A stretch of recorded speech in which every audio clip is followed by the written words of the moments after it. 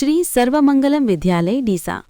શ્રી સર્વમંગલમ વિદ્યાલયના બાળકો સ્વાવલંબી બને, રોજબરોજની પ્રવૃત્તિઓ જાતે કરતા થાય તે હેતુથી વિદ્યાર્થીઓને શર્ટના બટન નાખવાની રીત શીખવાડવામાં આવી હતી। બાળકોએ હર્ષભેર ભાગ લીધો હતો। રોજબરોજ આ જ રીતે અમારી સેવાકીય પ્રવૃત્તિઓ નિહાળવા વંચિતોની વાચા અમારી ચેનલને સબસ્ક્રાઇબ કરો, શેર કરો, લાઇક કરો।